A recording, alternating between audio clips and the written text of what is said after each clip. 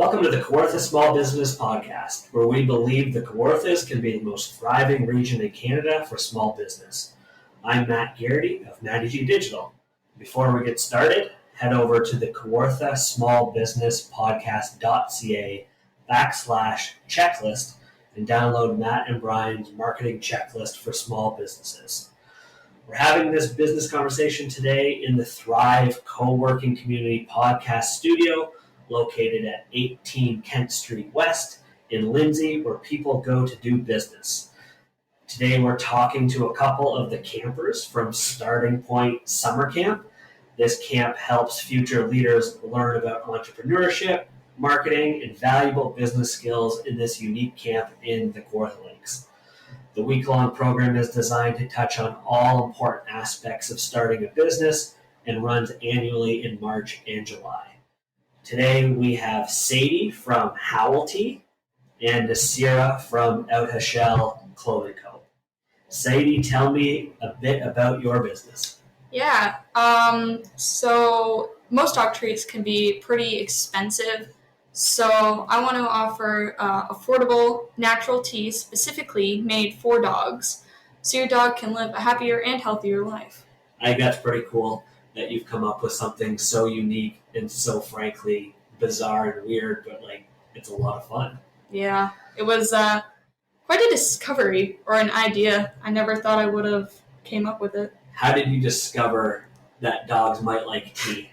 Well, I was sitting in a hot tub and my dog came up and started drinking the water, and he seems to really enjoy hot water, so I kind of thought, I feel like my product's more targeted towards people that drink tea, so I'm like, what if dogs drank tea?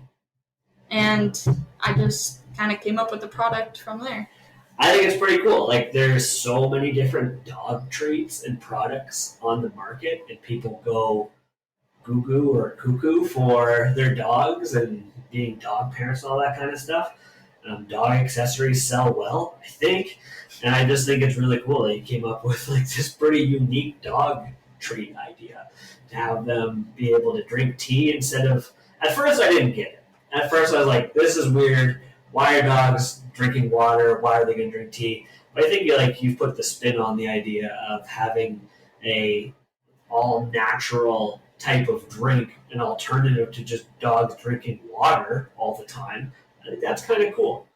So, Nasira, tell me about your business, Out Hachelle Clothing Co. It's a clothing business since I found out that I can't really find clothes that I really enjoy that are comfortable. So I decided to create a business. That's awesome. And you started this business with your mom and your aunt, right? Yeah. That's pretty cool. And your aunt is an artist, or she just had these specific designs available, or what's her background? She is an artist. She's really good at art. And what kind of designs and sort of imagery is going to be on these shirts? Beach, mostly. A lot of beach stuff. Are there waves? Is it surfers, or what kind of stuff? We still haven't seen them. Yeah. Is beach photos, not photos, but she drew beach and colored. And there's a lot of palm trees. One's too, only palm trees. Yeah, that's awesome. I think it's cool what you've come up with, the idea of having comfortable clothing that's actually stylish as well, when that's a little bit hard to find for people. So that you've come up with a cool idea and just an awesome family business with your mom and your aunt is really awesome. So Sadie, who do you think is going to be buying from Howelty? Do you think the dogs are going to come into the store and pay with their pup bucks, or? That would be actually cool. I could just imagine a dog walking into the store on its rear legs, just being like, "Hello, I would like to buy some tea." That would, be interesting. I'm imagining the guy from Monopoly with the monocle and the big top hat and the cane, but it's a dog. That would be amazing. Oh my gosh. So I'm trying to target I like to call them dog moms. They like tea. They like candles, really popular, and friends. They hang out with their friends a lot, right? And I feel like it'd be kind of thing where you're sitting there talking and you're like, yeah, I bought this new product. It's kind of cool and I've never heard of it. It's dog tea. I feel like should probably get a weird look, but it would for sure be interesting. I think honestly, at a minimum, it's going to be a viral thing where if someone has a dog and they hear about dog tea or howl tea, sorry, and which is a tea for dogs, and it's an alternative to your dog just drinking water, I think they're going to spend the $25 or whatever we talked about for a box of this tea, even once, right? Yeah. Like everyone with a dog in the whole world would be interested in that. Mm-hmm. I think the thing that we need to clarify too, which is a bit not a concern, but when I first thought about dog tea and I was thinking that you wanted to give dogs caffeine, it was like a terrible, terrible, terrible idea. Maybe not. I don't know. I'm not an expert. I'm not a doctor. I'm not a vet. But what are some of the flavors that you're going to be selling for the dog for howl tea? I'm thinking one of my most popular flavors would probably be bacon tea, which honestly I would drink myself. But just herbal tea, some that can just healthy teas, honestly. That's awesome. Yeah, we talked about herbal tea, bacon tea. There was one other one I can't. Apple tea. Apple tea. Yeah, we talked about like fall seasonal type of teas too. So you could do like pumpkin spice tea for all like the basic dogs out there, which I think is a lot of fun. So, Nasira, tell me, who do you think is going to be buying from Outer Shell Clothing Co? Like, what's your persona? People who like beaches or like spend their time at the beach spend a lot of their time there, or really enjoy just like fish and surfing or fishing and all that. So that's who I'm really targeting. Yeah, anyone that's looking for comfortable but stylish clothes, right? Yeah. What I love about your clothing company is that it's not a niche company. Like, everyone needs clothes. Everyone needs to eat, and everyone needs to wear clothes. So I think it's pretty cool that just about anyone could buy one of these shirts. So your audience and persona is extremely broad, and you could be able to sell to everyone. Sadie is like, we have to sell just to people with dogs, right? Or maybe people that are friends with people with dogs. Maybe they have a dog nephew or a dog niece, or they're like a great dog father or something like this. But with Nasira's Clothing Co., I think it's pretty awesome that we can sell just about everyone. So this week we've been working through like the Starting Point summer camp, going through some stuff about like entrepreneurship and marketing and I think valuable business skills. What's something that you think has been challenging about the business so far? Like, what have you learned that's going to be a challenge for the business? I'll start with you, Sadie. Probably the financial part of it, considering all the products I've looked at are pretty pricey and the profit isn't that great. So I'm trying to look for a good way around that. This was interesting to me when we looked at the budget, and I'm sure there's 100 different ways to look at a budget. We're trying to take a very common sense, intentionally simple approach to things, and just a way to get this garage business or hobby business off the ground at first startup costs for, frankly, kids or teenagers. Are you teenagers yet? Pretty much. Yeah, one of you is, right? Like, you're 12. Yeah. Okay, so like one of you's a teenager, one of you's still a kid. So we're not looking to invest a lot of money. Like, we looked at budgets that were talking about office space and transportation, and like we can't even afford bicycles. So we're not looking at renting or leasing any vehicles for this yet. But at a bare minimum, when we were looking at what needs to be done for Howl Tea, like you need the ingredients for the tea. Then you can't just grab a handful of the ingredients and walk it over to the person that bought it. So we need packaging for the tea. And then we think that we have to like put that in like a specific container, and then that container has to go into like a mailing box. So at a bare minimum, that's what you would need to get all of this rolling. that's putting the logo and the branding and some of the marketing stuff aside, but we can hack that stuff together because we're just having fun with this. But when we looked at some minimum type of orders, I was somewhat surprised with the minimum orders of what you'd have to like purchase, like 100 minimum bags, 100 minimum boxes. Those costs added up. And then the original price that we had for the tea that we were going to sell it for, when we were actually looking at the expenses versus how much profit we would make if we sold 100, we were originally going to make $50 in profit, which Sadie did not want to get out of bed for any less than, was it $300? Yeah. So we looked at having to increase, frankly, the price of the tea. So it got to a point where if we sold each of the bags of tea, like a bag where you would get like 15 sachets, I think they call it, or 15 cups of tea, that whole packaging would be $25 to the public that they would pay for, which I think is still like super reasonable. I think, and then if you sold 100 of those, I think that we did some math that you'd make like $1,000, which was pretty cool. And I still think super reasonable. And we had some flexibility. So like we looked at $15, that wasn't gonna be a whole lot. We looked at $20, that was about $500. Sadie wasn't super pumped about $500. I don't think she has $500, but even the idea of making $500 wasn't exciting enough for her.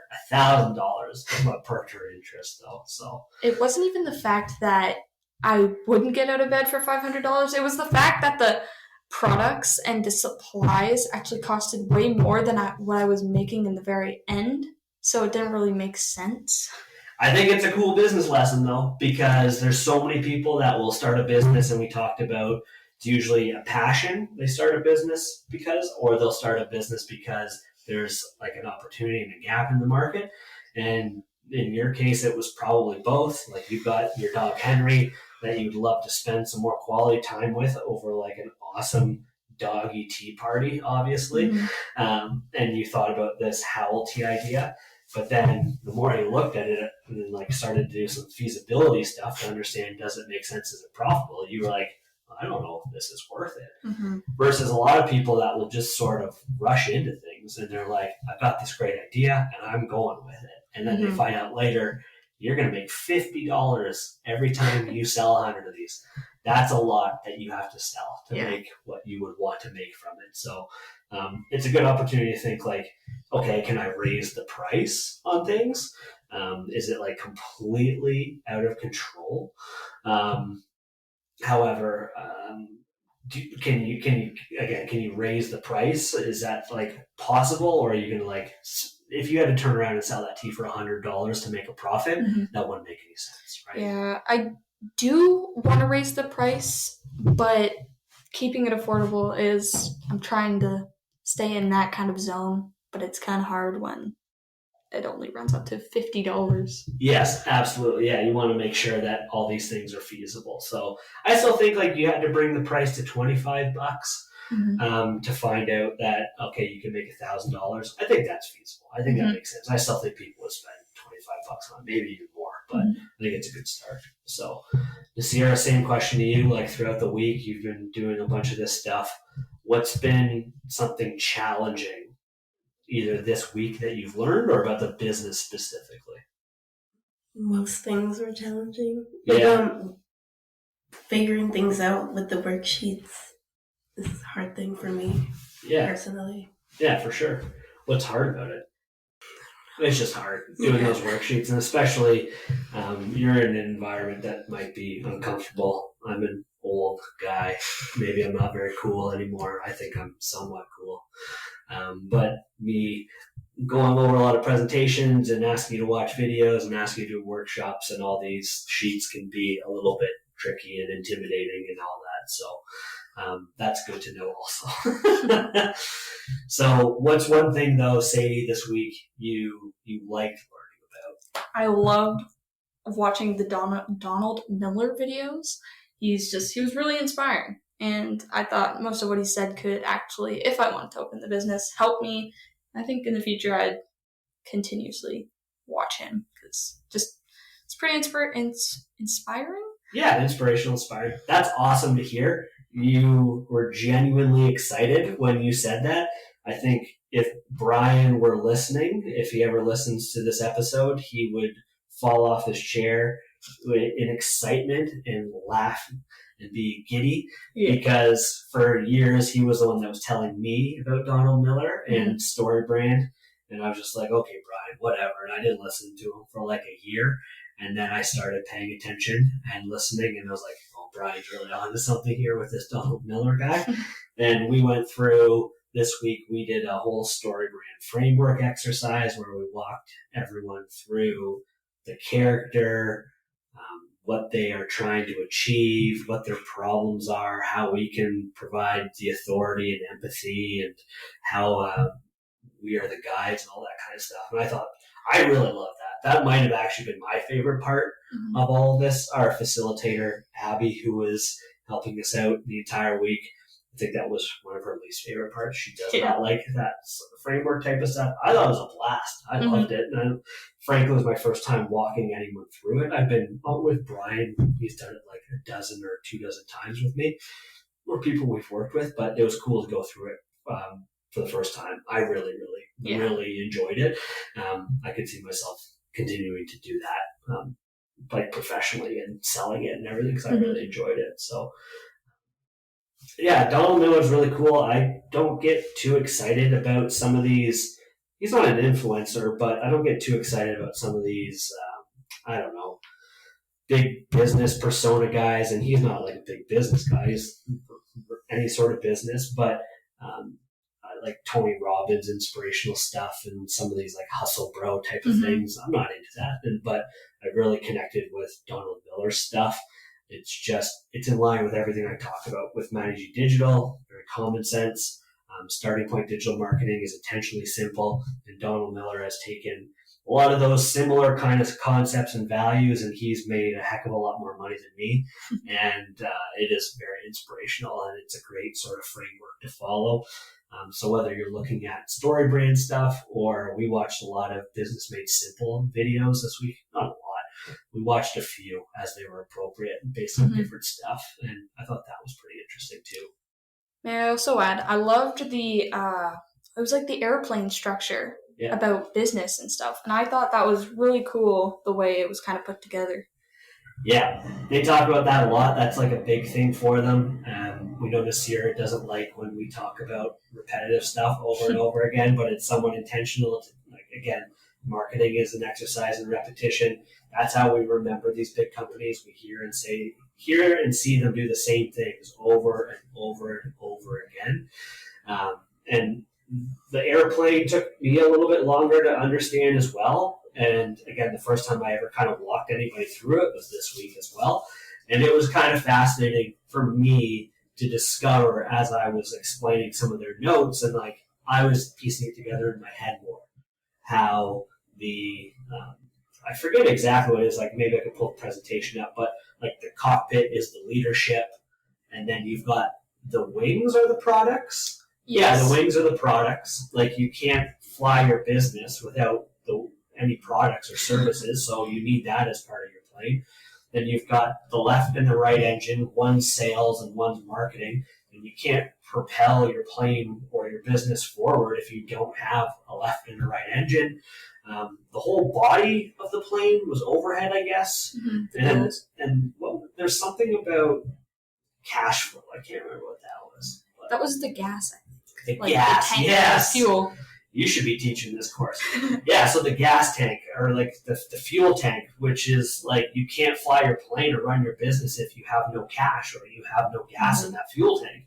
So it was all quite interesting, and it's not that it's never clicked before, but this week, me walking through it, it really clicked, and I really understood it.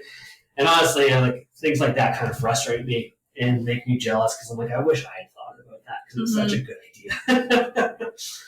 What's something this week, Nasira, you liked to learn? Everything was interesting to me. Cool. You don't say a whole lot. You're very quiet and you think about things. I listen and think. Yeah, and every time I look over at you, you're taking stuff in. You're a very smart person. And I can see like you're always very engaged. You're always watching the videos. You're always listening. You were never distracted. But you were taking a lot of stuff in, which I thought was really cool. It's something really to be proud of. So, and what's your biggest takeaway from the week? I'm not going to ask Sadie because she's in the middle of a monster yawn. What's your biggest takeaway? Like good, bad, positive, negative, try to be somewhat nice. What was your biggest takeaway from this week, Nasira? Something positive about the week? Yeah, can you think of anything positive about the week? I had fun. Good. Learning. What about you? It was just a lot of fun to meet new people, and I love engaging in activities, and I'm actually very passionate about, the business kind of subject. So, yeah, I just really enjoyed this camp. Nice. Awesome. I'm going to keep chatting. We could end this, but I actually think this is going well. I think it's going a little bit better than we thought. We were really nervous to do this. This is my first time doing it without Brian. This is Sadie and Nasira's first time being on a podcast. Yep. But I want to do a little bit of live coaching and marketing live coaching. So live coaching doesn't mean I'm going to sit here and lecture you or yell at people, but I just want to get a sense of maybe what you think you should be doing for your marketing, and then I'm going to give you some feedback and tips, and maybe some other people can take something from it. Do you want to start, Sadie? No? You don't have any idea? What about you, Nasira? You don't want to either? You're going to make me do it. Okay, so we're going to talk about Howl Tea first. So again, this is a dog tea for the dog lover, the dog mom out there that wants a natural, healthy alternative to water for their dog. And be able to provide like a great, unique experience so that their dog can live a happier, healthy life. Who doesn't want that for their dog? I think this is interesting from a marketing perspective, because what are we trying to do with marketing? We're trying to tell people that we exist. We're trying to tell people who we are. We're trying to tell people what we sell. Or as Sadie said, we're basically going out on the street and saying, we are alive, which I think was awesome. This is interesting because no one is probably looking for dog tea. So it somewhat eliminates some channels of marketing for us. So people are not opening up Google. They're not thinking, man, I could really go for a tea for my dog right now. So they're not searching on Google. So that eliminates that. Where we're probably going to get the best bang for our buck, though, is on social media. So social media is a great place to create that brand awareness. It's a great place to tell people that we exist and tell them what we sell. So I would be focusing as much of my attention as humanly possible on social media, like on Facebook. At the beginning of the week, I'm pretty sure both of you said isn't Facebook for old people, but it is still a channel that people are still actively using. I would use Instagram. I would use TikTok. People use Snapchat anymore. Mm-hmm. Yeah, yes, no, I'm getting some shrugs. Yeah, so like I would use whatever humanly possible, especially at the stage you are at business-wise, hobby businesses, let's just see if this is going to work. You're going to try to use free resources. You're trying to hack it together. So I would get on those type of networks, and I would tell people that you exist.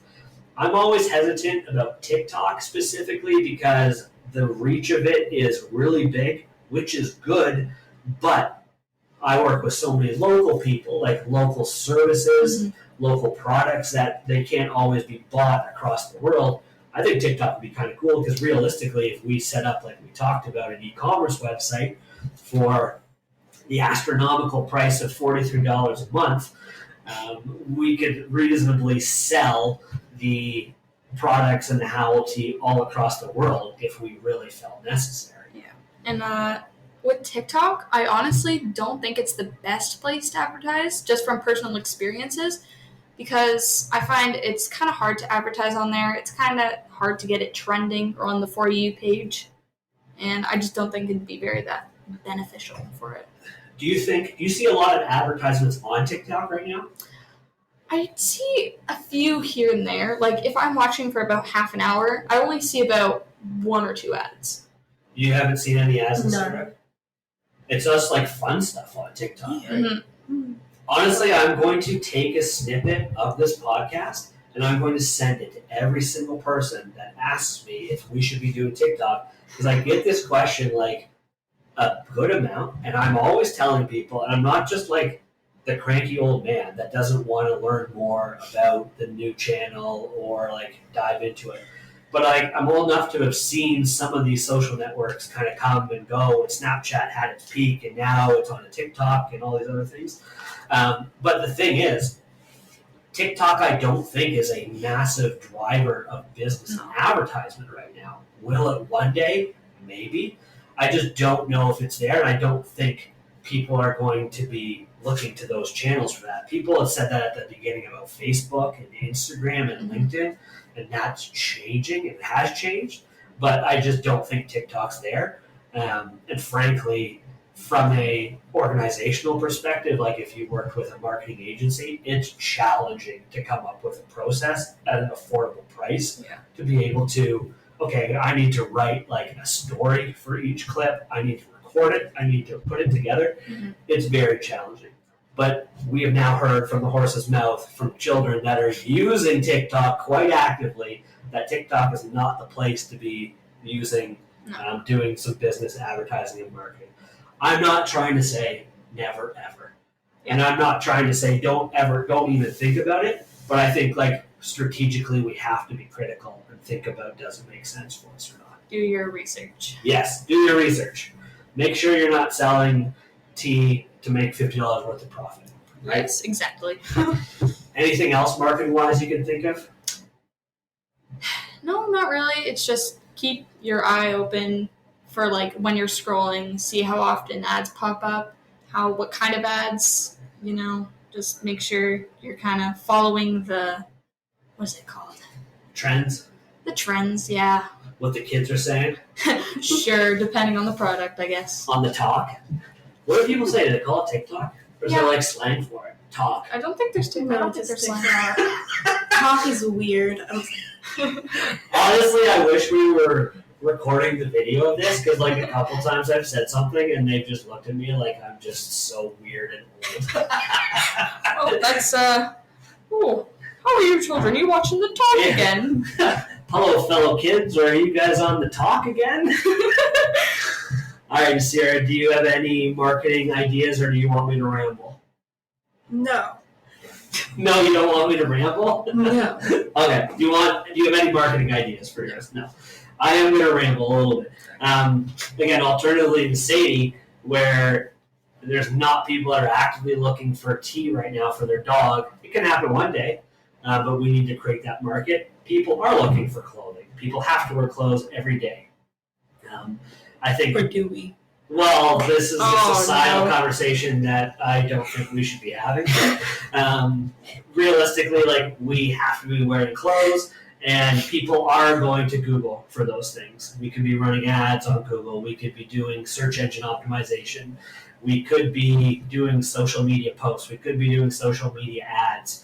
I think you've got the opportunity to use all channels of marketing, which is super exciting because there's so much opportunity. One thing I would leave you with from a marketing perspective, though, is I would really maybe push more of the family side of the business here. Focus on like you, your mom, your aunt, you're all teaming up together. It's a family-run business, all women, all these things that people want to get excited and support and like advocate for. So that's what I would kind of do with that. So that wasn't so painful, the life coaching. No, it wasn't. One last question I wanted to curveball throw at you really quickly is, do you think you're going to actively try to run this business after this week? That's a hard question. You know what? I think I would start with actually, farmer's market, something in person, because I don't want to spend however much money on like online shopping. It just, I don't think I'm ready for that. But as like a little local thing, I think it could be a little starter business. And I might. I don't want to crush your dream now, but first of all, I actually think this is a very good idea. Yeah. I think you can make money from it. I think that people will buy this. I think you could get $25 from half of the dog owners in Kawartha Lake type of thing, right? What you said though, like the farmers market costs money to get into. Yeah. That costs more maybe a year. No, I was gonna say it costs more per year to be in a farmer's market than it does to have an e-commerce website. Really? Your biggest concern right now is that initial investment that we talked about, which is going to be like $1,500. Oh my god. Is that a lot? That's super subjective. For a 16-year-old kid, 15-year-old kid, that's a lot of money. Yeah. You have like $40 in your bank account right now. Oh yeah. So you need to find that investment dollars to get that going. And also, like we talked about with that budget, budgets are estimates. They are approximate. We're doing some educated guessing here. You could do it all for a lot cheaper. You can find a place that's not going to do minimum orders. So you can do 10. You sell those 10, you're laughing. We don't know also what those ingredients are going to be. Like we've kind of ballparked, kind of guessing on what David's tea would be kind of getting it for. But I think you've got a great opportunity if you did let that run.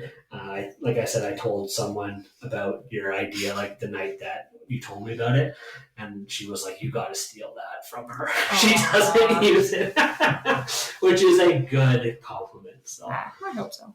what are you going to see? Or are you going to try to get this business running after this week? Maybe. I don't know. What's scaring you? Everything. Bless it. Yeah. It's all scary. Business is scary. I think people know that, and sometimes there are positive risks that come from it. Like, of course, money is cool. Being able to have like a certain lifestyle is cool. There are some cool opportunities with running your own business, but it is also really, really scary. I think in your case, it is also a great idea. But I don't think we found some options for you about like not having minimum orders, which is the route I would go, because that's the scariest part in both cases when you're selling a product. A lot of times when you're sourcing things to resell them, like you're going to have to buy like 100. In Sadie's case, we can find in the Sierra, we can find like way smaller minimum orders, and you can kind of piece that together. And I think it's worth it. I think it's a cool idea. I'd love to see the designs, and then I maybe be even more excited about them. But I think it's something you should also continue to try to do. So, any final thoughts? Don't think so. No? Okay. If you're looking to start, grow, or recharge your business, email us at setup@kawarthasmallbusinesspodcast.ca or visit www.kawarthasmallbusinesspodcast.ca.